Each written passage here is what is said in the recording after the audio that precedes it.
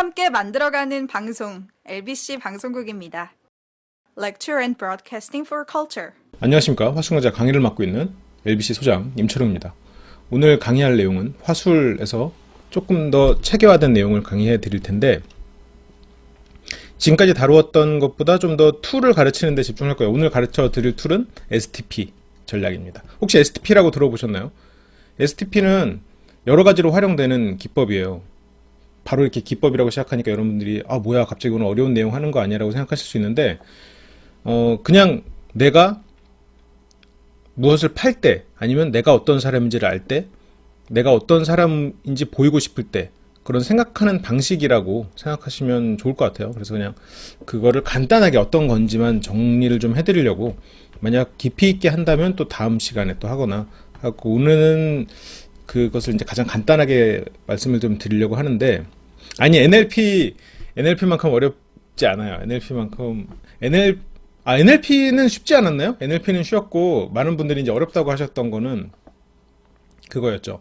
메타모델하고 밀턴 모델 강의할 때, 이게 강의하는 사람이 준비가 적으면 강의가 어렵습니다. 네.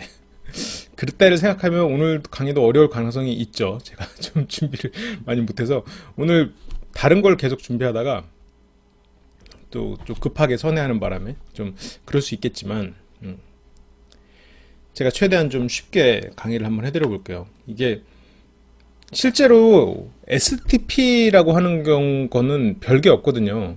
S는 쪼갠다의 S고, T는 타겟팅, 그리고 P는 포지셔닝인데, S는 세거멘트인가? 세퍼레이트인가? 아무튼 S, 쪼개고 거기서 하나를 선택해서 자리를 잡는다예요.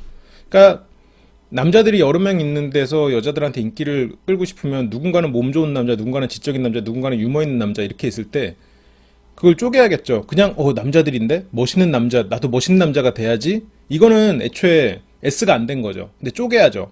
여기 지금 남자가, 잘생긴 남자가 있고 몸 좋은 남자가 있고, 스프릿은 아니에요. 몸 좋은 남자가 있고, 그리고 아까 똑똑한 남자가 있으면 있다, 그렇게 쪼개는 거죠. 그렇게 쪼개고, 나는 그러면 거기서 어디에 포지셔닝을 하느냐. 지금 저 같은 경우 몸이 안 좋죠, 당연히. 그러면 좀 웃긴 쪽으로 가는 게 낫겠죠. 그럼 웃긴 쪽에다 포지셔닝을 하는 거죠. STP니까 타겟팅을 해야죠. 근데 처음에 쪼개고 그 다음에 타겟팅인데, 그 타겟으로 온 상대 미팅의 여성들이 확실하진 않지만 약간 그 대화에 있어서도 좀 지적인 무언가를 하려고 하는 것 같고, 딱히 사람들한테 이렇게 웃으려고 나오진 않은 것 같아요. 예를 들어서 그러면 내가 좀 더 지적인 느낌으로 저런 여성을 타겟팅 하려면 저렇게 타겟팅을 해야겠구나. 그 다음에 이제 마지막으로 이제 내가 포지션을 하는 거죠. 이거를 굉장히 잘하는 데가 카드 회사들이에요. 카드 회사. 요즘에는 예전만큼 카드가 또 많지 않은 것 같긴 한데, 한때 현대카드가 이걸 진짜 잘했거든요. M3 카드, V2 카드 해가지고, 카드가 알파벳에 따라서 라이프 스타일로 쭉 분류되고, 카드 또 그리고 카드 숫자에 따라서 혜택의 수준.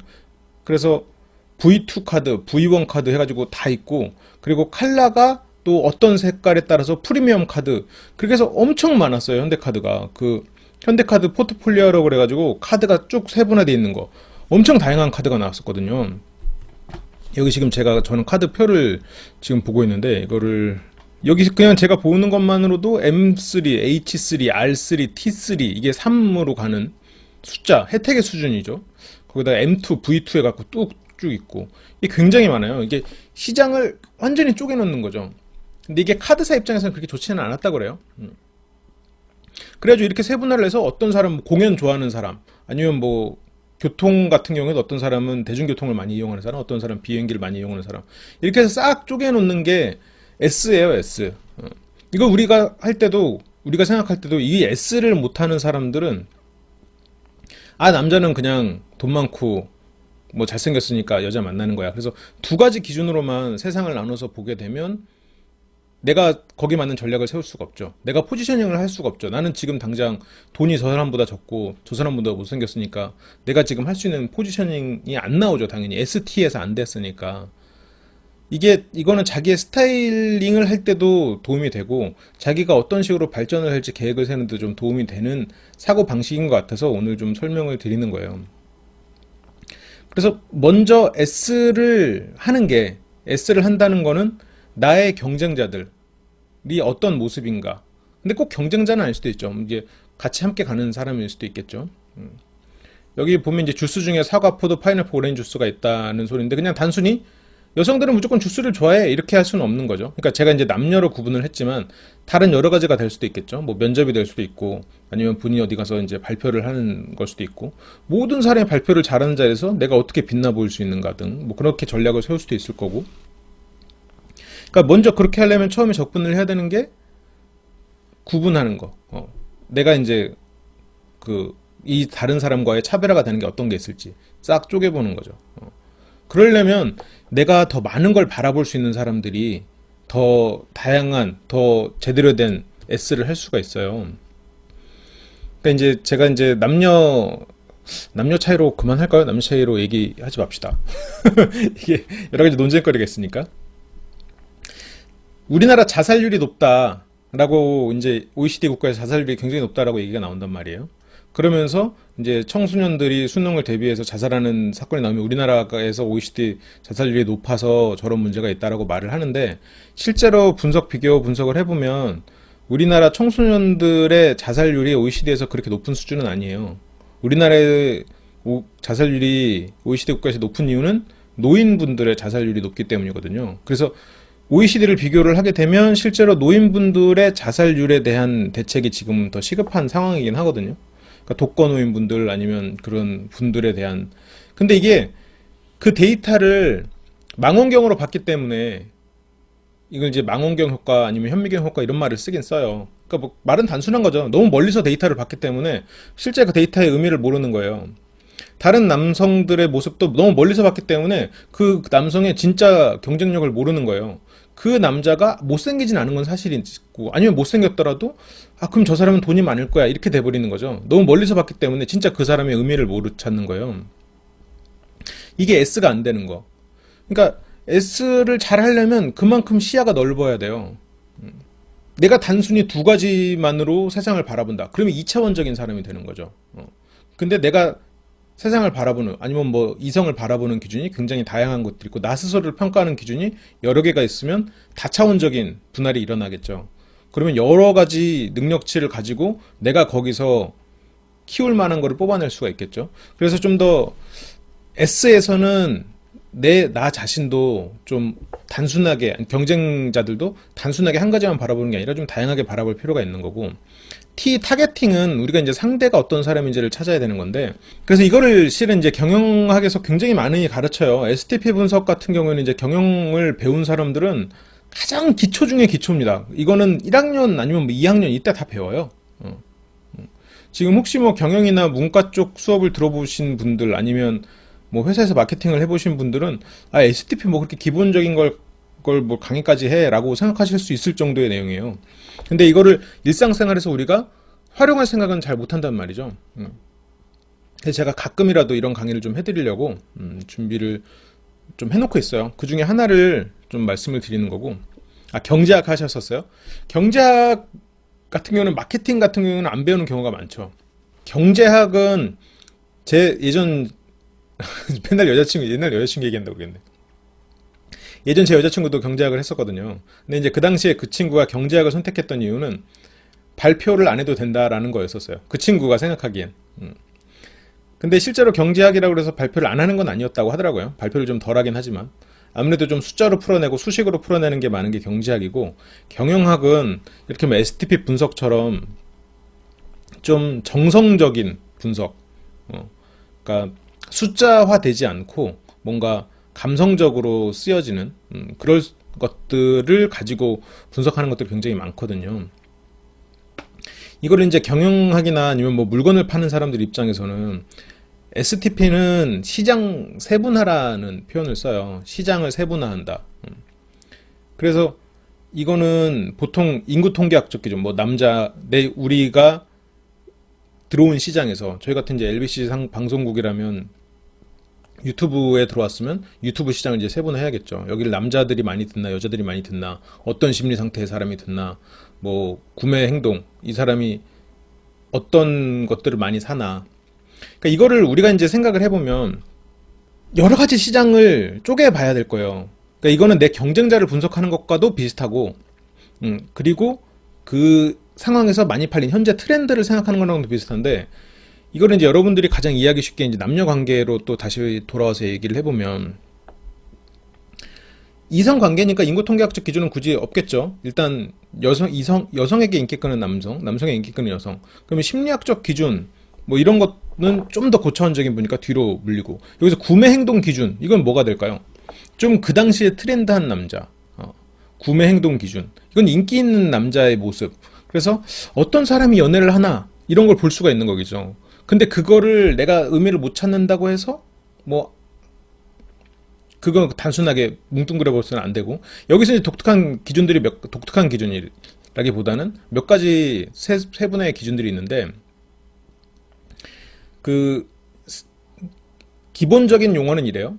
세분 시장의 독특한 니즈. 세분 시장의 독특한 니즈. 그거는 뭐냐면 20대 남녀들의 이성을 선택하는 독특한 기준이 있을 거예요. 내 나이 또래 사람들이 이성을 선택하는 독특한 기준이 있을 거예요. 20대 여성이 이성을 선택하는 독특한 기준, 30대 여성이 이성을 선택하는 독특한 기준, 이런 것들이 있을 거란 말이죠. 예를 들어서 27의 여성과 21살의 여성이 이성을 선택하는 기준은 많이 다를 거예요. 27의 여성보다 아무래도 21살의 여성은 일이 없어도 더 많은 시간을 나랑 함께 해주는 남성을 원할 가능성이 크겠죠. 그게 이제 시장에서의 독특한 니즈가 될 수도 있겠죠. 세분 시장에서의 독특한 니즈가 될 수가 있겠죠. 그래서 그렇게 다 쪼개보는 거예요. 그래서 내가 뭐 21살의 여성, 22살의 여성, 뭐 어떤 여성, 그리고 내 경쟁자들도 어떤 경쟁자들. 물론 원래는 시장을 쪼개는 게 맞아요. 경쟁자를 분석하는 건 아니고. 근데 이건 전체적인 환경을 다 분석을 해야 되는 거니까, 이 전체적인 환경을 분석하는 거에서도 원래 좀 드릴 말씀이 있는데, 그건 또 3C라는 게 있습니다. 3C라는 거는 제가 좀 이따가 또 바로 또 말씀을 드릴게요. 그래서 이런 식으로 시장을 세분화해 보는 거예요. 그러면 더 전략적으로 다가갈 수 있겠죠.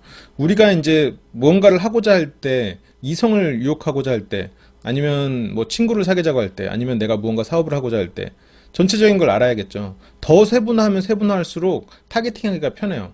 포지셔닝 하기도 편하고. 이제 시장 세분화인데, 실은 여기서 이제 시장 상황을 분석해야 세분화를 할 거 아니에요. 여성들이 어떤지를 알아야 그 여성들을 뭐 연령대로 구분할지, 이 사람들이 걸할지, 내가 남성이건 내가 남성이라면 내 경쟁자도 분석을 해야 될 거고. 그래서 여기서 나오는 게 이제 3C라는 게 있는데, 이게 말이 3C라서 어렵지, 이 세 가지가 뭐냐면 경쟁자, 그리고 자기 회사, 컴퍼니, 그리고 고객, 커스터머. 경쟁자는 뭐예요? 남자 입장에서 다른 남자들이겠죠. 자산은 뭐예요? 나 자신. 다른 남자들은 대체 뭐가 뛰어난 거야? 그날 미팅에서 3명이 나갔으면 다른 애들은 대체 어떤 매력이 있는 거지? 어떤 부분에서 매력이 있는 거지? 그 다음에 그 다음에 자사, 그 다음에 고객, 그날 나온 여성들. 이게 이제 3C 분석이에요. 이게 가장 기본적인 시장 상황 분석의 툴이에요. 근데 이거는 내가 직업을 선택할 때도 상당히 고려해 볼 만한 문제겠죠. 내가 경쟁자들보다 못한 스스로의 능력을 모든 부분에서 가지고 있으면 당연히 고객한테 내 물건이 안 팔리겠죠. 예, 여기서 이제 피부 견조인님 말씀대로 많은 통계적 자료들이 필요하겠다. 그래서 미팅도 많이 해본 사람이 잘하고, 미팅을 같이 많이 하는 친구들이 멤버가 있으면 이게 잘 맞는 친구들이 있어요. 근데 그게 보통 잘 맞는 친구들이 어떤 친구들이냐면, 누구 하나가 특출나게 못나지 않으면서 어느 정도 수준이 되면서 각자 조금씩 다른 매력을 갖추고 있는 그런 정도 친구들이 좀 잘 돼요. 셋이 다 똑같은 매력을 가지고 있으면 미팅 나가서 친구 만들기는 좋은데 커플이 성사되기가 좀 어렵더라고요. 좀 경쟁 붙고 막 이래가지고. 그래서 이제 처음에 이제 경쟁의 형태도 여러 가지가 있겠죠. 우리가 어떤 매력을 가지고 있느냐도 경쟁일 거고, 예를 들어서 이제 그런 미팅은 별로 없지만, 남성이 하나고 여성이 여럿이거나 여성이 하나고 남성이 여럿이어서 뭐 서바이벌 형식의 경쟁일 수도 있겠고 뭐 여러 가지 그런 경쟁 형식이 있을 거예요. 그래서 고객 중심으로 경쟁자를 파악해야 돼요. 그러니까 미팅을 나간 남성의 입장이면 여성이 어떤 기준을 생각하는가. 그러니까 남성들은 특히 그리고 이건 여성도 마찬가지예요. 그러니까 서로가 어떤 모습인지를 서로의 속마음을 들여다볼 수가 없기 때문에 약간 쓸데없는 거에서 요소로 찾기도 해요. 그러니까 예를 들어서 뭐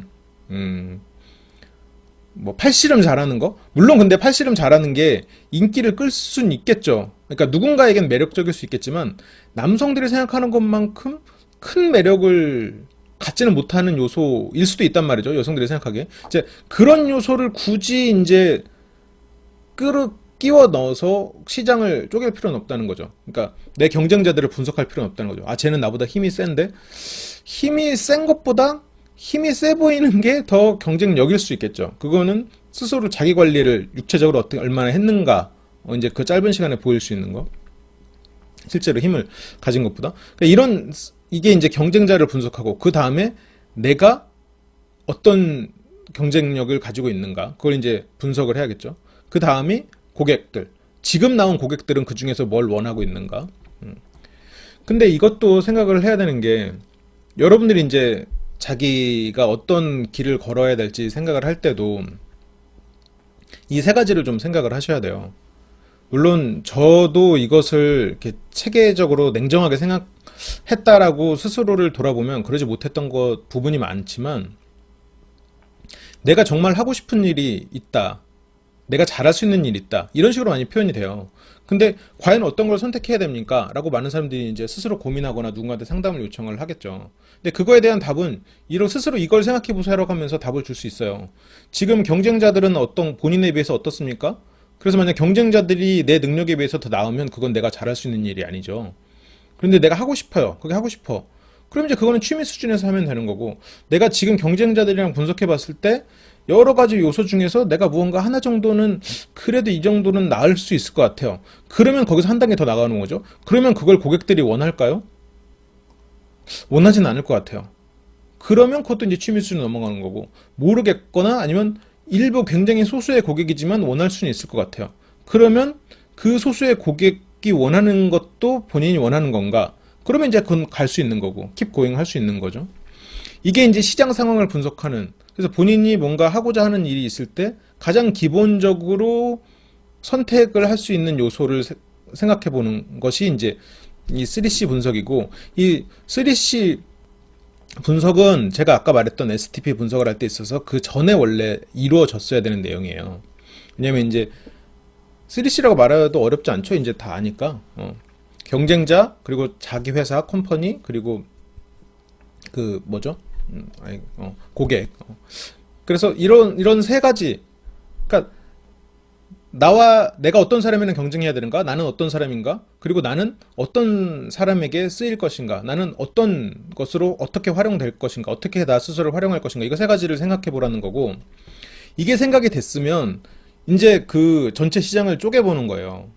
싹 쪼개서, 이 시장을 쪼갠다는 거는 단순하게 생각하면, 정말 이 시장을 잘 모르는 사람이 쪼개면 돈 밝히는 남자, 아니지, 그리고 외모 밝히는 남자, 딱 이렇게 두 개로만 본단 말이죠. 근데 실제로 이렇게 하면 안 돼요. 시장 세분화는 정말 아까 처음에 말했던 3C 분석이 제대로 되면 시장 세분화는 정말로 제대로 되죠. 실제로 돈 밝히는 여성이 있는 게 아니라 좀 안정적으로 자기가 어느 정도 안정을 갖출 수 있는 정도 수준의 남자를 원하는 것일 가능성이 크거든요. 그러면 실제로 그 사람이 원하는 건 다른 것일 가능성이 커요. 그거를 모르고 그냥 단순히 그렇게 해버리면 이게 뭉뚱그려져 버리죠. 시장이 뭉뚱그려져 버려요. 망원경 오류가 발생을 하는 거죠. 현미경 오류도 있습니다만, 그거는 나중에 제가 또 혹시라도 통계적 지식을 강의를 해드릴 기회가 있으면 그때 해드리기도 하고.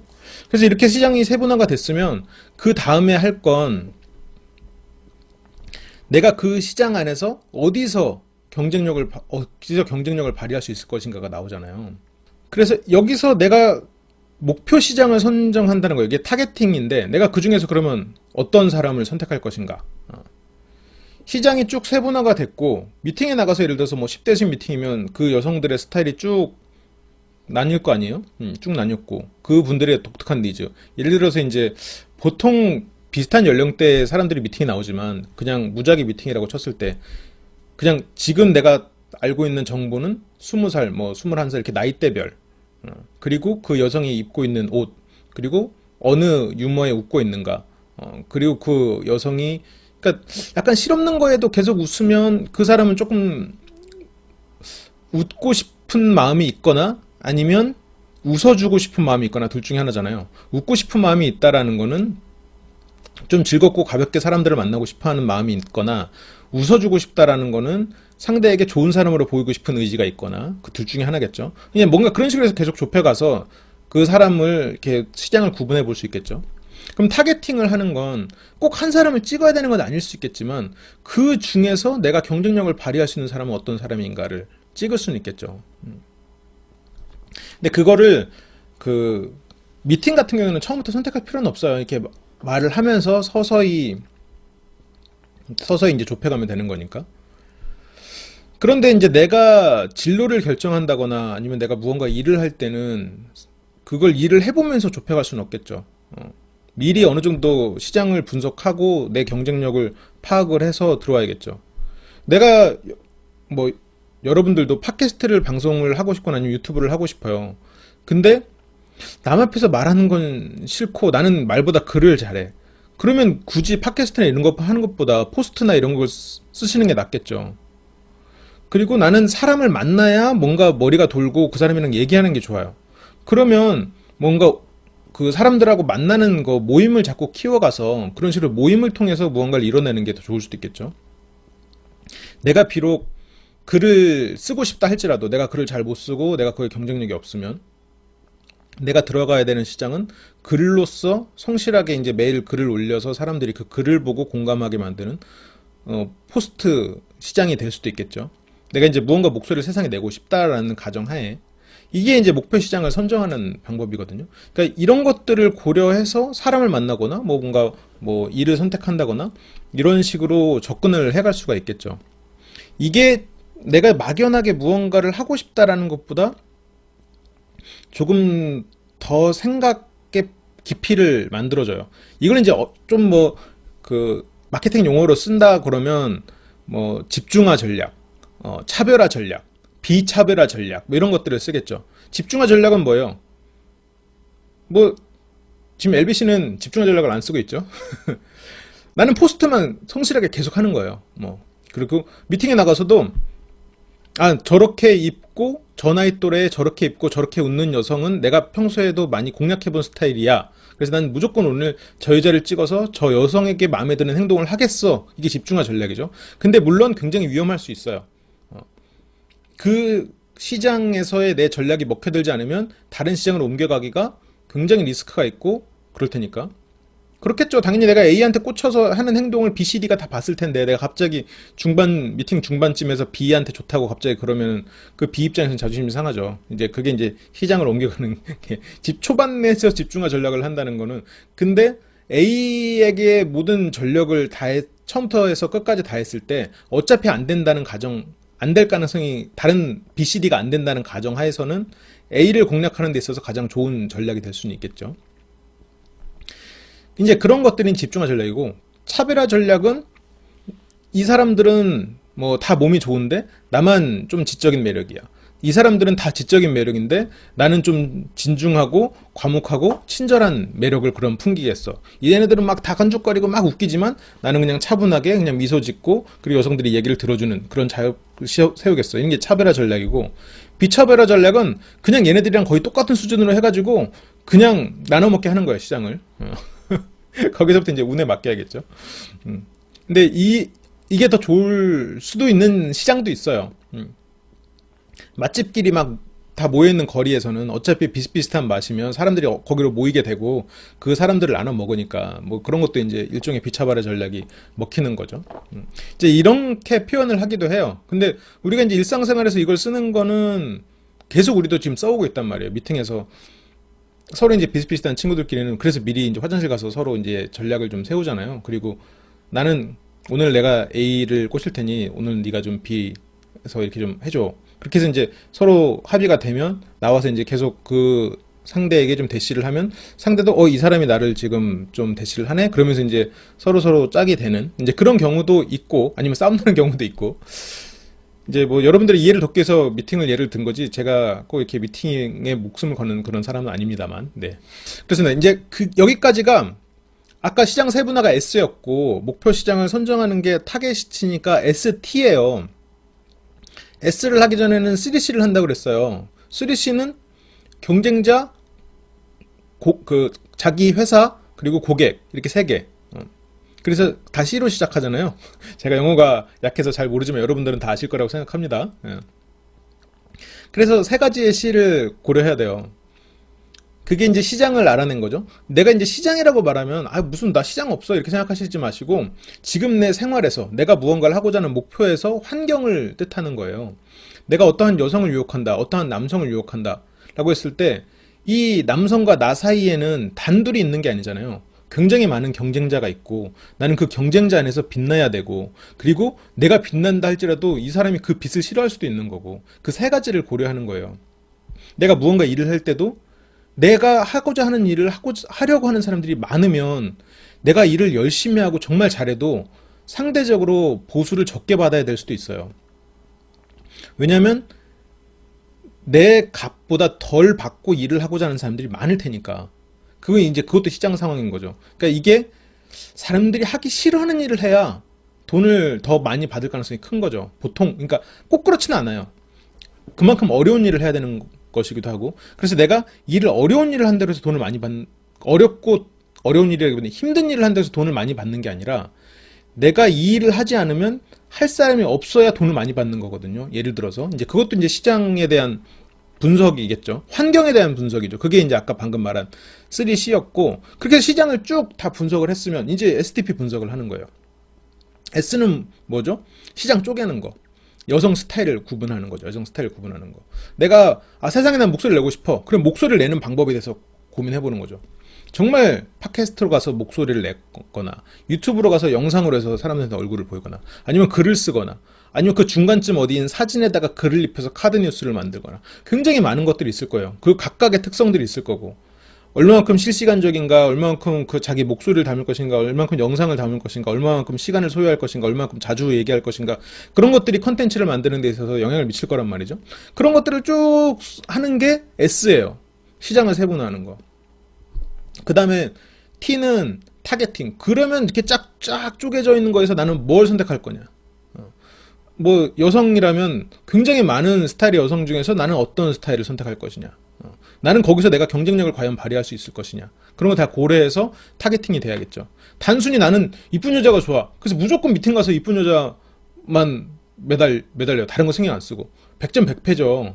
물론 자기가 추구하는 이상을 얻기 위해서 자기가 그만큼 노력을 해서 그 노력을 이루고자 하는 건 옳은 자세예요. 옳은 자세인데 지금 당장 할 수가 없으면 그러면 미팅에 나가지 말고 자기를 개발하러 갔어야지. 미팅에 나와서 뭔가를 이루려고자 하면 그 상황을 파악을 해야 되는 거고 일이나 이런 것도 마찬가지예요. 이게 모든 게 때가 있기 때문에 지금 당장 내가 무언가를 하려면 그 환경을 파악을 해야 된다라는 거죠.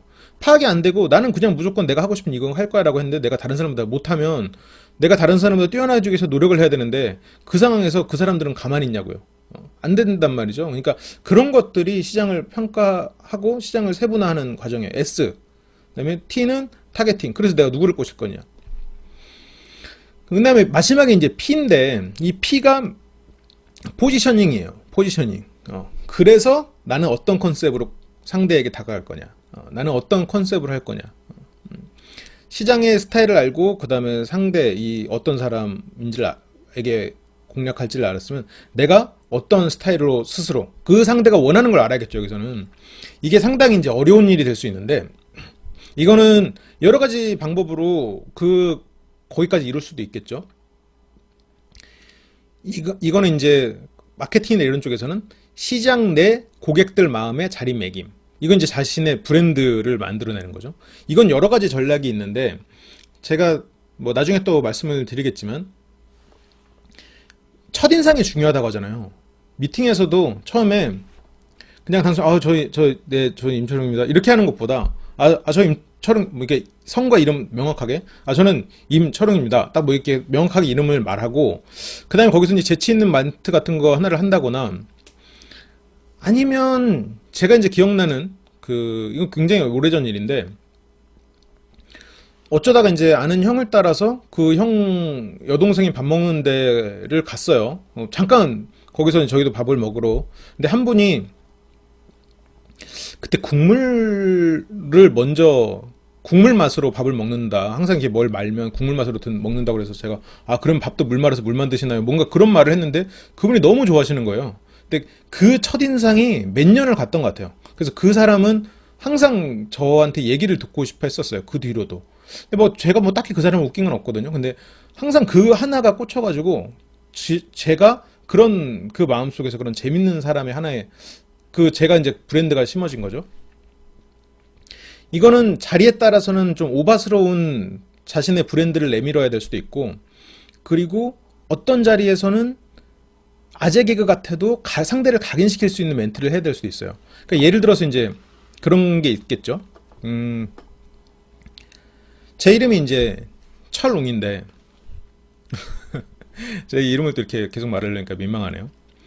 철로 만든 곰이란 뜻은 아니에요. 근데 제가 이제 좀 나이가 있으신 분들한테 제가 영업하는 입장에서 제가 철로 만든 곰이라고 생각하시면 되고요. 우직하게 열심히 하겠습니다. 이렇게 한마디를 하는 것으로써 굉장히 각인시켜 줄 수 있다는 얘기죠. 근데 미팅 나가서 저는 철로 만든 곰이란 뜻은 아니고 이런 개그를 치면 재미없을 가능성이 크단 말이죠. 그러면 거기 미팅에서는 오히려 다른 좀 유머 쪽을 선택해야 될 수도 있고, 아니면 이제 뭐 소모임이나 동아리 모임 같은 데서 뭐 와인 같은 동아리면 요즘에 제 고양이가 먼저 소믈리에가 돼서 제 고양이를 따라잡기 위해서 열심히 와인에 대해서 배우려 온 뭐 누구입니다. 이렇게 말을 하는 것도 고양이를 키우고 있고, 그리고 그런 고양이와 재치 있게 좀 와인에 대해서도 계속 공부하고 있는 그런 독특한 사람이구나. 저 사람 뭔가 이렇게 자신의 브랜드가 형성이 되겠죠. 이런 것들이 일종의 포지셔닝이에요. 그러니까 꼭 어떤 포지셔닝이 완벽하다라고 말씀을 드릴 수 없지만, 이런 것도 미팅 같은 경우에도 몇 번 해보다 보면 근데 이게 먹히는구나, 나한테는 이게 어울리는구나, 그걸 알게 되는 순간이 오죠. 근데 이제 직업 같은 경우에는 몇 번 해볼 수가 없으니까 처음에 ST를 확실히 하고 P로 넘어가야겠죠. 그래서 이제 마지막 포지셔닝에서 실제로 마케팅적으로는 이렇게 얘기가 쓰여 있어요. 차별적 위치를 차지하여 고객 욕구를 충족시키는 서비스를 목표 시장에 제공. 다시 읽어볼게요. 차별적 위치를 차지하여. 이건 무슨 말이냐면 다른 남자보다 내가 잘나서 고객 욕구를 충족시키는 서비스를 그 여성이 원하는 센스나 그 여성이 원하는 매력을 발휘하여, 이 뜻이죠. 목표 시장에 제공. 그 여자한테 보여줘라. 그 뜻입니다. 네. 저한테 잘생겨 보인다는 이런 멘트 굉장히 좋네요. 네. 이런 것도 이제 칭찬하기 위해서 나왔던 건데, 네, 감사합니다. 그렇습니다. 그리고 여기서 이제 서비스 컨셉이 중요하다라고 이제 얘기를 하죠. 그래서 제가 이제 오늘 드리는 이 강의는 실은 제가 대학에서 서비스 운영 관리 수업을 할 때 강의를 했던 내용 중에 하나예요. 거기서 이제 이 서비스 운영 관리에서 서비스가 어떻게 시작되고 이제 기업에서 서비스를 어떻게 되는지 쭉 강의를 하면서 거기서 3강 정도에서 제가 강의를 했던 내용입니다. 거기서 일부를 발췌해서 조금 컨버팅을 한 거죠. 네. 그래서 이런 SDP 전략을 잘 하는 회사 같은 경우에는 예를 많이 드는 게 SSG 푸드마켓이라고 있어요. 이게 아마 청담동에 있는 마트 같은 건데, 여기 가면 어떻게 예를 들어야 될까요? 간장 한 병이, 저도 딱 한 번 가봤거든요. 거기가 이제 워낙 잘 돼 있다고 그래가지고 신세계에서 하는 건데, 뭐 이런 용어 나와도 상관없겠죠? 굉장히 한 뼘 정도 되는 간장이 10,000원 정도 해요. 정말 작은 간장인데. 근데 이제 굉장히 그런 것처럼 거기 있는 음식 재료들은 다 그렇게 비싸요. 올리브유도 굉장히 세분화되어 있어요. 뭐 엑스트라 버진, 무슨 버진 해가지고, 그냥 우리가 생각하는 엑스트라 버진이란 이름이 붙은 올리브유가 아니라 정말 엑스트라 버진이래요. 거기는 뭐가 다른지 잘 모르겠어요. 저는 처음 먹어봐서, 처음 먹어보지도 않았죠. 거기서 이제 시음만 한번 해봐서. 그런 올리브유를 먹어볼 기회가 없잖아요. 거기 있는 음식들은 굉장히 그 재료들은 그렇게 프리미엄 그런 재료들. 그게 딱 뭔가 그 프리미엄 고객만을 위한 그렇게 딱 타겟팅이 된 거죠. 실제로 가성비는 굉장히 떨어지죠. 그럼에도 불구하고 딱 그렇게 포지셔닝이 돼 있는. 이런 것, STP 전략 중에 또 이런 것도 있어요. 롯데호텔 월드에 가면 그 완전 아이를 위한 그런 방이 있어요. 세면대도 어른이 위한 세면대가 있고 옆에 애들을 위한 세면대가 있고 그리고 그 객실이 캐릭터로 막 이루어져 있고 그리고 옆에는 어린이용 게임기 비치돼 있고 그 복도는 복도 벽에 막 캐릭터들이 있고 애들이 얼마나 좋아하겠어요. 거기 간 거 아마 평생 못 잊을걸요. 이제 그런 식으로 해서 근데 저희 같은 어른이나 아니면 뭔가 그 불륜 커플들 아니면 이렇게 사랑을 빨리 나누고 싶은 그 남녀가 그 복도에 들었었을 때 기분은 있던 사랑도 식겠죠. 남자 입장에서는 아이 걱정이 들 수도 있는 거고 여성 입장에서는 뭐 모성에 뭐 이렇게 꼭 야라는 농담이지만 그러니까 그런 아이들이 막 아기자기하고 귀염귀염한 것을 보면 뭔가 그런 에로에로한 그런 분위기 커플에게는 어울리지 않잖아요. 그러니까 일종의 딱 타겟팅이 되는 거죠. 근데 물론 두 고객을 다 잡을 수 있다면 참 좋겠지만 의외로 두 가지를 다 잡기가 쉽진 않아요. 말이 많고 그러니까 배려하고 친절한 남성의 포지션과 약간 터프하고 그런 그 상남자 그런 모습을 동시에 가지기는 참 어렵잖아요. 여성도 좀 귀엽고 친절한 모습이나 아니면 좀 도도하고 그런 자기 주관이 뚜렷한 그 모습을 다 가지기가 힘들고 그리고 말이랑 글을 동시에 잘할 수는 있는데 그 두 가지를 다 가지고 시장에 뛰어들기도 어려운 거고 그렇기 때문에 여러분들은 여러분들의 칼날을 좀 가르셔야 돼요. 내가 어떤 부분에서 잘났지? 어떤 부분에서 뛰어나지? 이런 식으로 시장이 세분화를 떼는 것 중에 가장 명확한 게 뭐냐면 항공사들이에요. 항공사들이 우리나라는 그 영토 자체가 그렇게 넓지 않기 때문에 그 국내 항공사가 아주 크게 차별화된다고 볼 수는 없는데 미국 같은 경우에는 이게 굉장히 차별화가 크거든요. 크게 두 가지 회사를 제가 예를 많이 드는데 보통 다 이거 이해 들어요. 여기 이제 STP 전략하면 웬만한 교수님들 다 이해됩니다. 여기서 사우스웨스트 에어라인이랑 아메리칸 익스프레스. 사우스웨스트 에어라인, 아메리칸 익스프레스. 사우스웨스트 에어라인은 비행기가 짧은 데만 왕복해요. 짧은 데로 왔다 갔다 하는, 그러니까 회사 차원에서 왔다 갔다 하는 이런 비행기 회사가 있고 아메리칸 익스프레스는 출장이 잦은, 그러니까 여행 지출이 큰 뭐 그런 비즈니스맨인 거죠. 그러니까 짧은 거리를 자주 왕복하는 사람들한테 기내식 줄 필요 없잖아요. 기내식도 없어요. 근데 아메리칸 익스프레스는 좀 더 편안하게 돈을 좀 더 내더라도 편안한 그런 거리. 그런데 이게 완전히 이제 다른 사람이 이용을 하죠. 사우스웨스트 에어라인을 내가 그러니까 어떠한 목적이 있어요. 내가 여기서 A에서 B 지역으로 가야 돼요. 근데 내 한 목적이 있으면 둘 중에 하나를 선택하지 두 가지 중에서 고민 안 해요. 그래서 이런 것들 우리 주변에 찾아보면 이런 게 굉장히 많거든요. 지금 진희용님이 질문을 하셨는데 만약 자기가 터프한 스타일이고 상대가 배려하는 스타일이면 자신의 스타일을 바꿔야 하나요? 라고 물어보셨는데 여기서부터는 좀 얘기가 복잡해질 수 있어요. 내가 터프한 스타일이라는 매력이 있고 그럼에도 불구하고 상대는 그 매력을 싫어하고 다른 걸 좋아해요. 그런데 우리가 가진 매력은 그거 하나에서 끝나진 않거든요. 다른 데서 점수를 채워나가는 방법은 있어요. 다른 데서 점수를 채워나가서 상대가 원하는 모습을 만들어서 줄 수는 있어요. 그러니까 예를 들어서 내가 그러니까 보통 부부들이 그렇잖아요. 나 내 남편 그 부분은 참 싫은데 그래도 뭐 이런 부분에서 괜찮아라고. 그러니까 그런 식으로 해서 근데 내가 너무 터프해가지고 막 상대가 소름 끼치고 막 그렇게 밀어낼 정도가 되면은 X인데 그렇다면 상대가 배려심을 원하는 어느 정도 이게 단점까지 되지 않을 정도로 올려놔야 되는 거는 맞죠. 근데 그게 단점까지 비치지 않을 정도로 내가 감출 수만 있으면 다른 데서 매력을 어필하는 게 내가 원래 잘난 부분을 보여주는 게 전략이긴 해요. 내가 단점을 아예 장점처럼. 근데 그 사람이 아예 반대되는 스타일, 그러니까 모든 면에서 내가 반대되는 스타일을 좋아하면 잘 돼도 서로가 힘들어요. 그렇기 때문에 그런 경우에는 안타까운 얘기지만 포기하는 게 좋은 방법이죠. 어. 왜냐면 내가 상대가 원하는 사람이 아닌데, 내가 상대가 원하는 모습으로 변하는 게 굉장히 스스로한테 스트레스가 될 거잖아요. 아니면 내가 상대를 너무너무 사랑해서 내가 나를 바꿀 또 괜찮다. 나를 바꿀 수 있다, 스스로를. 이 상대를 좋아하는 마음이 나를 바꾸는 스트레스보다 크다. 내가 좋아한다. 그러면 이제 자신을 바꾸는 거고.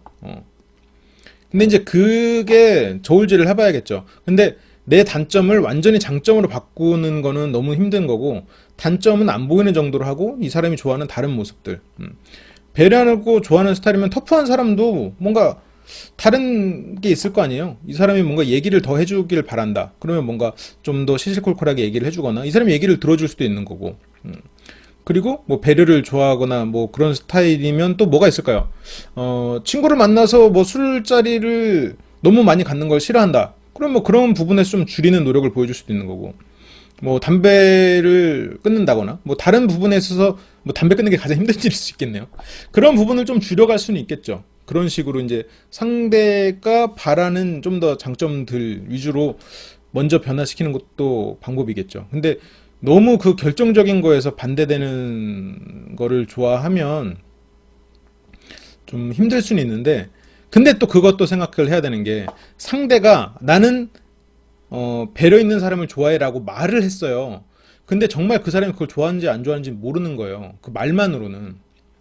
이 사람, 이거는, 이거 참 말로 설명하기 힘든데, 이 사람은 자기는 외모 밝힌대요. 외모를 밝힌다고 하는데, 내가 몇 번 농담을 쳐보니까 이 사람이 아무래도 나한테 관심을 갖고 있는 것 같은 느낌인 거예요.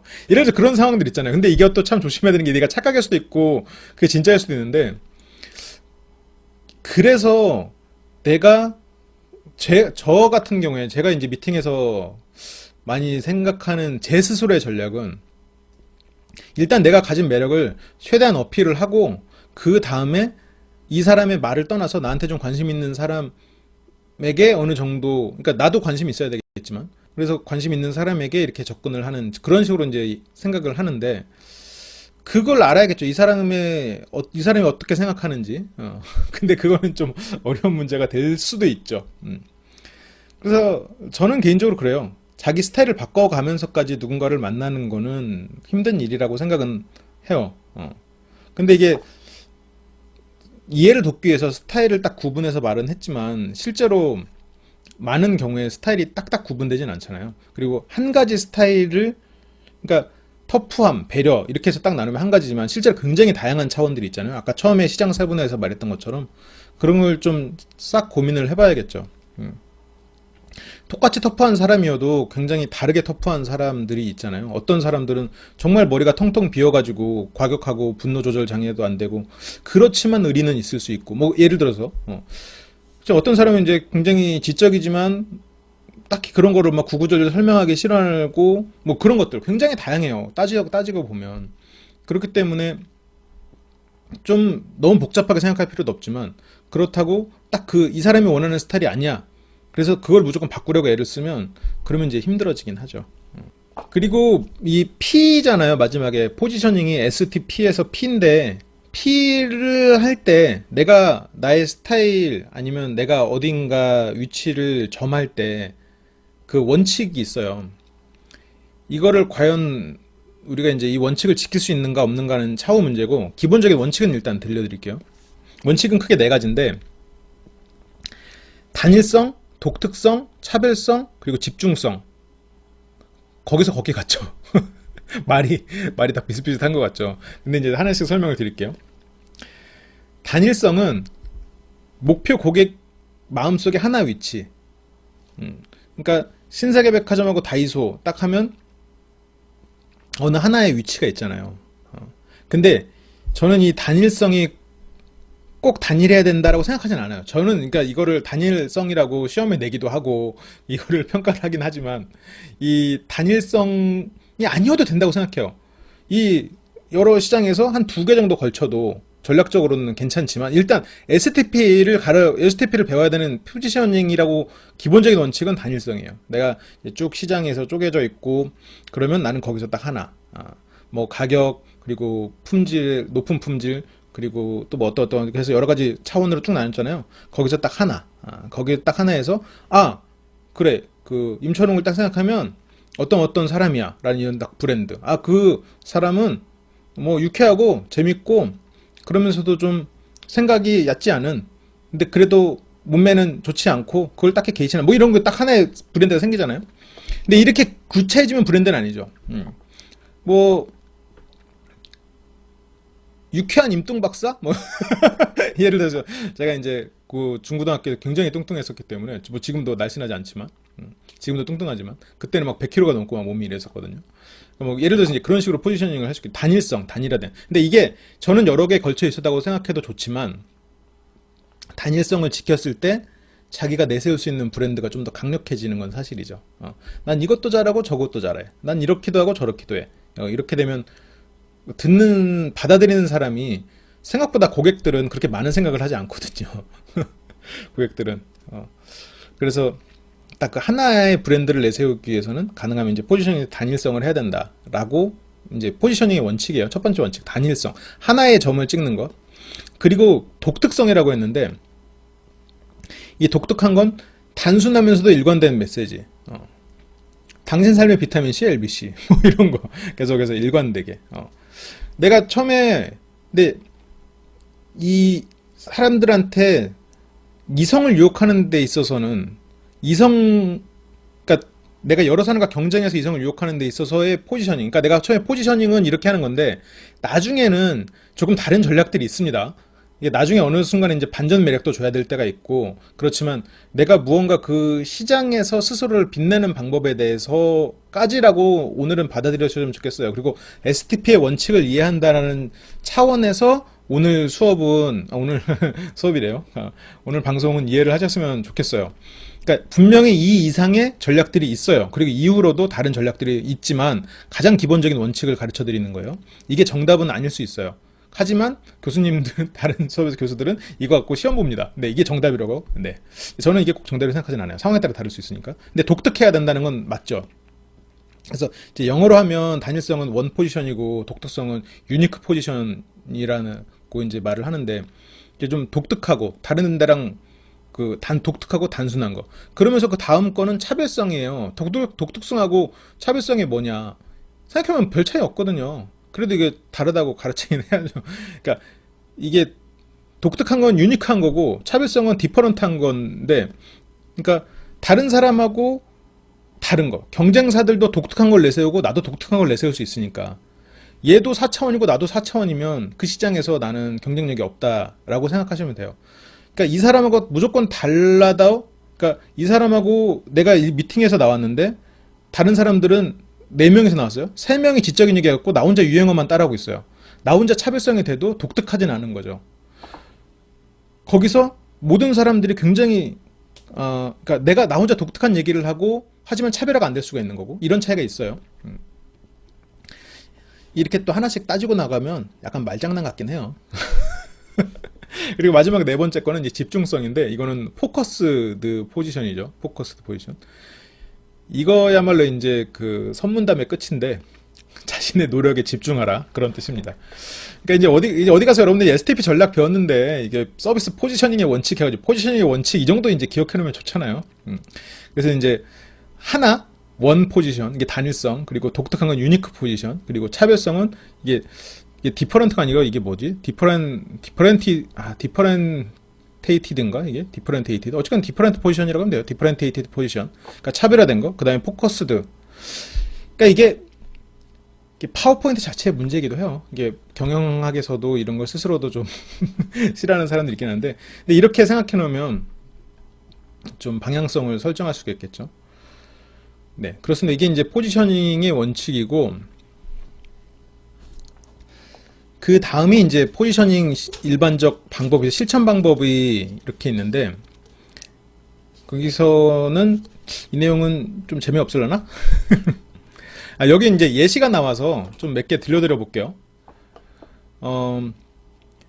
서비스 포지셔닝을 하는 일반적 방법인데 여기서 이제 브랜드를 만드는 거예요. 이거는 그 브랜드가 어떤 거다라는 걸 보여주는 건데 몇 가지만 들려드릴게요. 이게 제가 예시를 적어놨네요. 페더럴 익스프레스 있잖아요. 페덱스. 페덱스는 하루 내 배달하는 최고의 회사. 딱 자기네 포지셔닝이죠. 하루 내 배달하는 최고의 회사.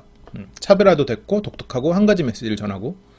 그리고 이제는 이게 먹히지 않는데 피자헛 같은 경우에도 이 당시만 해도 이제 피자 업체 최고의 레스토랑, 피자 업체 중에 최고의 정통 레스토랑. 근데 이제는 그렇지 않죠. 피자헛이 무슨 이제는 아니죠. 네.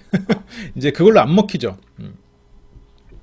뭐 많은 헬스클럽들이 체중 감량, 근육 단련, 사교 용도 뭐 이런 것들을 어느 하나의 포지션을 갖죠. 제가 예전에 안산에서 다녔던 헬스클럽 같은 경우에는 거기에 헬스클럽이 두 개가 마주보고 있었거든요. 근데 제가 다녔던 헬스클럽은 싸고 남자만 다니는 헬스클럽이었어요. 근데 거기는 딱히 남자만 받는 건 아니었어요. 그냥 그렇게 됐어요. 근데 거기는 원장님 자체가 50대인데 뭐 전국 대회 나가셔가지고 상도 받고 뭐 그런 분이었거든요. 여기 팔이 웬만한 사람 다리보다 더 두껍고, 그래서 항상 허허 웃고 다니고, 그러니까 전체적으로 봤을 때 뭔가 그 여성분들이 와서 운동하기에는 다들 너무 열심히 하고 있는 그런 분위기였어요. 런닝머신도 물론 활동적으로 사람이 타지만 계속 여기저기서 신음소리가 들리는 막 아령들면서 으악 여기저기서 막 그런 분위기였어. 서로 이제 근육을 경쟁하고 그 원장님이 항상 돌아다니면서 채찍질을 하는 그런 분위기였고, 그 건너편에 있는 헬스클럽은 좀 더 비쌌지만 그 요가도 있었고 GX도 있고 그런 룸이 따로 있고 거기서는 다양한 걸 경험할 수 있지만 딱히 뭔가 이제 그런 원장과의 교감이나 운동하는 사람들 간의 그런 서로 코어웍 이런 건 없는 전혀 다른 포지셔닝을 한 거죠. 한쪽은 완전 근육 증강을 위한 곳, 한 곳은 좀 사교와 좀 즐거움이 있는 곳. 물론 이쪽도 근육을 키우는 것도 즐겁지만 이제 그런 것들로 포지셔닝이 된 거죠. 이거는 서비스 용도로 구분이 된 거예요. 그러니까 이제 제가 이제 6가지를 말씀을 드릴 텐데 처음에 말한 건 서비스 속성이에요. 그래서 그 하루 내 배달, 뭐 남자 입장에서는 너의 지적 호기심을 충족시켜 줄 수 있는, 그리고 이렇게 나눌 수 있겠죠. 그리고 서비스 이용자 같은 경우에는 아까 처음에 얘기했던 것처럼 이건 가격이랑 품질 비교를 해야 되나? 그 저가 항공인 사우스웨스트랑 고가 항공인 그 익스프레스, 그런 것들, 그리고 뭐 고가격의 신세계 백화점이랑 아니면 다이소 뭐 이런 것들도, 그러니까 이제 좀 가난하지만 미래성이 있는 검소한 남자. 근데 내가 지금 자본이 없는데 그냥 화려한 모습으로 포지셔닝을 하면 물론 그렇게 해서 다른 여성을 꼬실 수는 있겠지만 그건 어려울 수 있단 말이죠. 그러니까 내가 가진 선 안에서 내가 괜찮은 포지셔닝을 하려면, 내가 지금 당장 자산이 없는 젊은이라면 뭔가 내가 거기서 포지셔닝을 어떻게 해야 될지 좀 전략을 세워야겠죠. 내가 자산이 없는데 매일 이 여자 만나면서 스포츠카 렌터에서 나올 수는 없는 거 아니에요. 그러면 내가 뭔가 미래를 최소한 꿈꾸게 할 수 있는 그런 당당함, 그리고 성실함, 이런 것들로 무장을 해야겠죠. 그러니까 그런 것들도 가식으로 하지 말고 내가 이렇게 무장을 했으면 이제 그거를 이제 이루어서 그거를 이제 이룰 수 있는 걸 계속 보여줘야 될 테고, 스스로도 이제 그런 사람이 돼야 될 거고. 그리고 굉장히 독특한 전략들이 있긴 있어요. 제가 좋아하는 집 중에 삼청동에 있는 팥죽집인데, 제가 팥죽을 별로 안 좋아하거든요, 원래는. 근데 그 집은 가끔 가요. 뭐 안 간지 몇 년 되긴 했지만 예전엔 가끔 갔었죠. 그 집 이름이 세상에서 두 번째로 맛있는 팥죽집인가? 세상에서 두 번째로 맛있는, 우리나라에서 두 번째로 맛있는 팥죽집인가? 아무튼 그런 이름이었어요. 넘버 2. 우리는 넘버 2다. 이 넘버 2 전략이 생각보다 위력이 있어요. 왜냐면 고객이 차마 넘버 1을 접하기 힘든 경우가 있거든요. 넘버 1을 사기엔 너무 비싼 거예요. 넘버 1을 사기엔 내가 스스로가 너무 자신감이 없는 거예요. 미팅에서도 4명의 남자가 있는데 1명의 남자가 너무 잘나서 내가 저 남자를 꼬시기에는 좀 자신감이 없는 그런 사람을 꼬실 때 필요할 수 있죠. 넘버 2 전략. 같은 이미지지만 넘버 2. 아, 그래? 아, 얘가 참 뛰어나지. 나도 그거 하려고 좀 노력하고 있어. 아, 나 그래? 너 대단하다. 나도 지금. 근데 거기서 넘버 투가 아니라 그 같은 분야에서 그냥 이렇게 주눅 들어버리면 넘버 투가 안 되죠. 뭐 LG도 항상 삼성과 경쟁하는 걸 자꾸 보여주잖아요. 그러면서 좀 그 이건 선의의 경쟁을 하는 걸 보여줘야 되죠. 경쟁하면서 분노하거나 이렇게 좀 치졸한 모습을 보이면 다른 부분에서 마이너스가 되니까 그건 의미가 없는 거고, 1인자의 모습, 그러니까 근육 1인자가 있고 내가 근육 2인자면 근육 1인자가 가진 당당함을 난 그대로 갖춰야 되는 거예요. 그래야 넘버 투 전략이 되는 거예요. 그래야 근육에서 넘버 투가 되는 거지. 근육이 넘버 원인 사람 옆에 내가 근육으로 넘버 투인데 이 사람은 근육에다가 당당함까지 있고 나는 근육이 있고 근육이 넘버 투니까 당당함이 없어. 그러면 넘버 투 전략이 아니에요, 그건. 이제 그래서 이제 넘버 투 전략. 그래서 시장 고객들이 많은 경우에는 넘버 투 전략이 순식간에 시장으로 진입할 수 있는 좋은 전략이긴 하죠. 이게 속된 말로는 유행에 휩쓸리는 전략이죠. 유행을 타는. 그래서 유행하는 옷을 입는 게 생각보다 괜찮은 전략일 수는 있어요. 나쁜 건 아니에요. 근데 저 같은 경우에는 옷을 자주 사지 않기 때문에 유행을 따를 수가 없죠. 유행을 따르는 옷을 사야 되니까. 그게 여러 가지 전략이 있겠죠. 그 중에 하나의 전략일 수 있는 거죠. 근데 이제 이성 관계에서 유행이라고 치면 여성들끼리 좋아하는 유행이 있고 남성들끼리 좋아하는 유행이 있고 이성이 좋아하는 유행이 있잖아요.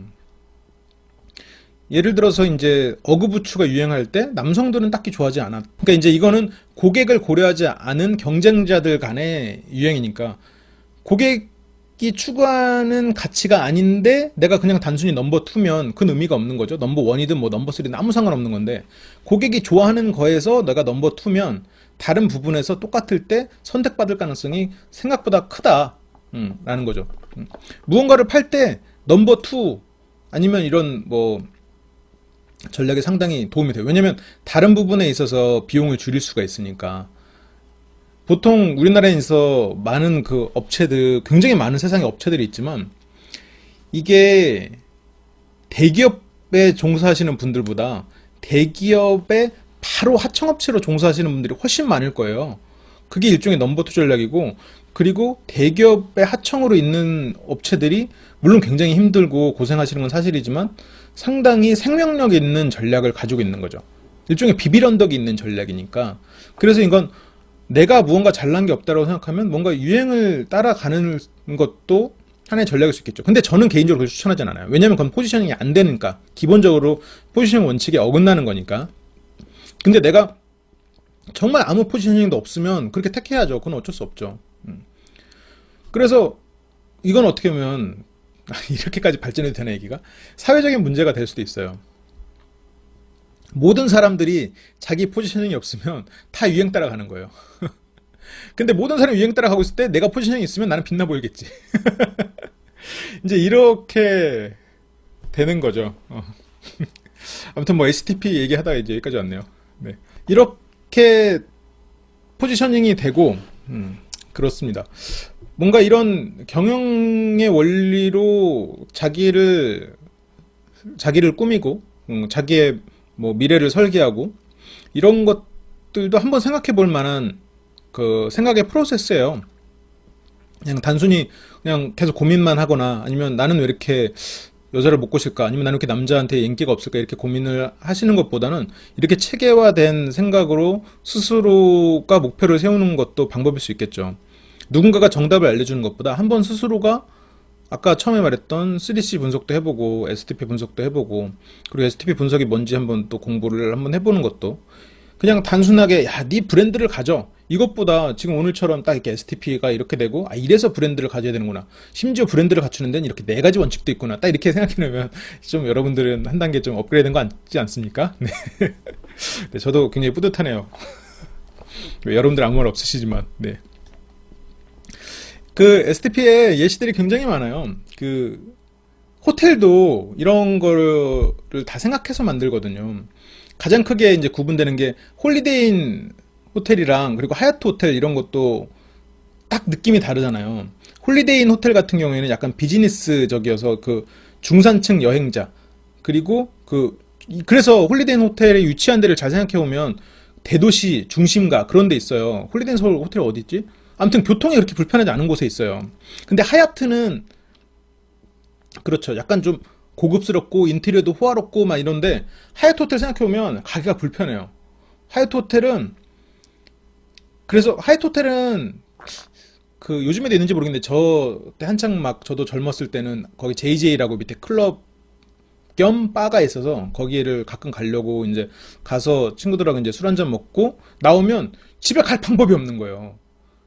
집에 갈 수가 없어. 거기 교통편이 너무 없으니까요. 거기 내가 남산인가? 하여튼 그쪽 올라가는 그 중턱에 있으니까. 그 대신에 한 번 온 사람은 재구매 의도가 높죠. 워낙 그 좋은 경험을 주니까. 충성도도 높고. 왜냐면 그 분위기는 거기밖에 없으니까. 근데 물론 돈 없으니까 못 가죠. 한 번 가고 못 갔죠. 이제 그런 식으로 아직 구분이 되는 거죠. 그래서 그 지금은 그러니까 어느 시절에는 최민수 씨 같은 스타일이 그러니까 요즘 예능에 나오는 그런 최민수 씨의 그런 허당기 있고 가정적인 그런 모습 말고 그 영화나 이런 속에 나오는 최민수 씨 같은 사람이 인기 있었을 때도 있었고 어떤 때는 뭐 신하균 씨 같은 스타일이 인기 끌었을 때도 있었고 뭐 요즘에는 송중기 씨 같이 뭐 군인이지만 그 다정다감한 제가 태양의 후예를 못 봐서 잘 모르겠지만 그런 스타일이 유행을 하지만 실제로는 이런 지금 최민수 씨 같은 스타일이 인기가 없는 건 아니에요. 예전보다 인기가 덜할 수는 있겠지만 분명히 일부 고객은 이 상품을 원합니다. 상품이라고 표현했좀 그렇지만 원합니다. 물론 지금은 송중기 씨 같은 스타일을 더 원하는 사람이 더 많을 수는 있겠죠. 아무래도 유행에 쏠리는 사람들이 많으니까. 하지만 자기가 이런 시장 안에서 어떠한 포지션을 구축을 하면 분명히 수요는 발생을 해요. 일을 찾을 때도 마찬가지예요. 내가 뭔가 일을 찾을 때도 내가 이 STP 분석을 해서 그리고 처음에 3C 분석해서 그 경쟁자나 그리고 그리고 내가 들어가고자 하는 회사나 아니면 내가 만나고자 하는 여성들이나 아니면 내가 만나고자 하는 남성들이나 아니면 뭐 이런 환경을 봤을 때 내가 충분히 생각해서 이게 수요가 있다고 생각하면 그건 될 수 있다고 저는 봐요. 그러니까 시류에 흘러가는 방법이 이제 넘버 투 전략인데 그 넘버 투 전략은 포지셔닝의 사원칙에 실은 어긋나요. 실은 어긋나지만 가장 값싸게 포지셔닝을 할 수 있는 방법이기도 하죠. 근데 거기서 어떤 걸 선택하느냐는 여러분들이 스스로가 생각을 해보셔도 됩니다. 내가 도저히 아무것도 없어. 그러면 유행으로 가는 거죠. 내가 이 부분에서 뛰어난데 이 부분에선 자신이 없어. 그러면 그거는 넘버 투로 가야겠죠. 내가 다른 부분에서 정말 대단한데 내가 옷을 잘 못 입어. 그러면 그냥 그 넘버 투 남 따라하면 돼요. 그런 식으로 이제 하면 되겠죠. 제가 여기 이제 하나 예시가 있네요. 제가 회사 하나 소개해 드릴게요. 여기 이제 회사 이름이 엔터프라이즈 렌트 어 카라는 회사예요. 엔터프라이즈 렌트 어 카라는 회사인데 여기가 이제 57년에 창업을 했네요. 이 회사가. 근데 당시 이제 헤르츠, 아비스, 뭐 내셔널 뭐 이런 회사가 90% 이상 시장 점유율을 차지하고 있는 거예요. 이미 대기업이 들어와 있는 시장에 렌트카 회사가 들어왔는데 여기는 이제 일반 가정 대상으로 특화된 서비스를 제공을 했대요. 목표 고객 시장 집중으로 양질의 서비스를 싼 값에 제공. 그래서 1980년대에 상업용 차량 대여. 그래서 보험 회사로 고객 확보하고 뭐 장비 업체와 밀접한 관계 유지하고 자동차 진로 막 이렇게 해서 지금은 이제 4년 연속 막 그 최고 회사로 선정되고 그러고 있대요. 뭐 네. 그렇게 뭐 와닿는 얘기는 아니었습니다. 우리나라랑은 좀 다른 얘기여서 가능하면 이런 예시 잘 안 들면서 하는데 네. 뭐 이 정도면 될 것 같아요. 아 근데 이 얘기는 좀 하면 좋겠네요. 우리가 어떠한 포지션을 잡았잖아요. 근데 그 포지션을 아까 제가 말했던 거에서 그 일관성 뭐 이런 얘기들이 있었잖아요. 포지션이 일관돼야 된다. 근데 실은 그게 답이 아니라고 했잖아요. 거기서 여러분들 이건 기억을 하셔야 돼요. 포지셔닝에도 재포지셔닝이라는 개념이 있어요. 재포지셔닝. 재포지셔닝을 굉장히 잘하는 회사들이 있는데 뭐 우리 주변에서도 재포지셔닝을 하는 회사들은 우리 주변에도 엄청나게 많습니다. 뭐냐면 신문들. 우리 신문 지금 종이신문 안 보잖아요. 다 인터넷으로 보잖아요. 이게 일종의 재포지셔닝이 되는 거예요. 이것도 그래서 재포지셔닝이 안 된 거는 브리테니커. 예전에 백과사전 하면 브리테니커였잖아요. 근데 이제 백과사전 하면 위키피디아잖아요. 브리테니커가 재포지셔닝을 하지 못한 거죠. 그러니까 제가 분명히 이 최민수 씨 같은 스타일, 어떤 스타일에서 여성한테 인기를 끌 수는 있지만 분명히 시대에서 뒤떨어진 것은 있을 거예요. 당장 5년 후, 5년까지 안 갈 수도 있겠지만 지금 아재 개그를 통해서 굉장히 친근한 매력을 발휘하는 것이 상대에게 매력을 어필할 수 있는 방법 중에 하나겠지만 당장 3년만 지나도 그거 아재 개그를 통해서 뭔가 상대한테 매력을 어필하기는 쉽지 않을 거예요. 그건 다시 제 포지셔닝이 돼야 돼요. 아재 개그를 남발해서 상대에게 실웃음을 줘서 상대과 친근해진다? 3년 후에는 그냥 편안한 오빠? 뭔가 그런 식으로 재포지셔닝을 해야 될 겁니다. 왜냐면 그거는 분명히 고객이 변하고 시장이 변하니까. 지금 아재 개그가 먹히는 건 지금 시장의 특성이라고 생각해요. 물론 제 생각이 틀릴 수도 있겠죠. 근데 예시를 들어드리는 거예요. 그러니까 분명히 최민수 같은 뭔가 그 약간 스스로의 철학이 있고 약간 중이병 있고 좀 그렇게 느껴지지만 그래도 멋있어 보이는 자기 세계관이 확실하고 자기 자신에게 열심히 사는 그리고 뭔가 그 예전 거 막 공포 여인구단의 설까치 같은 스타일이죠. 여기 아예 모르실 수도 있겠네. 그러니까 뭔가 그 약간 세상과는 단절된 듯 하지만 내 여자에게는 충실할 것 같고 자기 뭔가 그런 사람 유쾌하진 않은데 뭔가 있는 것 같은 분명히 지금 시대와는 맞지 않은 매력이죠. 근데 분명히 그런 매력은 누군가한테는 먹혀요. 근데 예를 들어서 이제 아저의 개그는 시장이 변하면 사장될 가능성이 크겠죠. 이런 거를 어느 정도 읽어야 되는 거고, 그리고, 네. 그렇습니다. 여기 이제 질문이 있네요. 그럼 나 자신을 먼저 찾고 그 캐릭터를 가야 되는 건가요? 아니면 내가 원하는 캐릭터를 찾아서 그렇게 되도록 노력해야 하는 걸까요? 라고 했는데, 이거는 당연히 나 자신을 먼저 찾고 그 캐릭터로 가야 됩니다. 네. 앞에도 비슷한 질문이 있었기 때문에 제가 간단하게만 답을 드렸어요. 내가 원하는 캐릭터를 찾아서 그렇게 되도록 노력을 하는 건 경쟁력에서 딸려요. 이미 내가 이제 그 원하는 캐릭터를 찾고 노력하는 동안 이미 그 캐릭터인 사람들이 노력하고 있어서 힘들어요. 자신이 마음에 안 들면 자신의 마음에 안 드는 부분을 단점이 아닌 정도까지만 하고 자신의 장점을 발달시키는 정도로 가야 된다고 생각해요. 그러니까 스타일을 아예 바꾸는 거는 쉽지 않죠. 단점을 메꾸는 정도는 해야죠. 그거는 이제 제가 나중에 또 가르쳐 드릴 이런 비슷한 또 이론이 있어요. 그거는 이제 TOC라는 건데 제가 나중에 또 준비해서 가르쳐 드릴게요. 그 TOC의 기본 원리는 제약 이론이에요. Theory of 제약이 뭐더라? 아무튼 찾아보세요. TOC라는 건 Theory of 제약이 영어로 뭐죠? 갑자기 기억이 안 나네. 그거는 기본적으로 그거예요. 사슬이 쭉 연결되어 있을 때 가장 약한 사슬이 끊어진다는 거죠.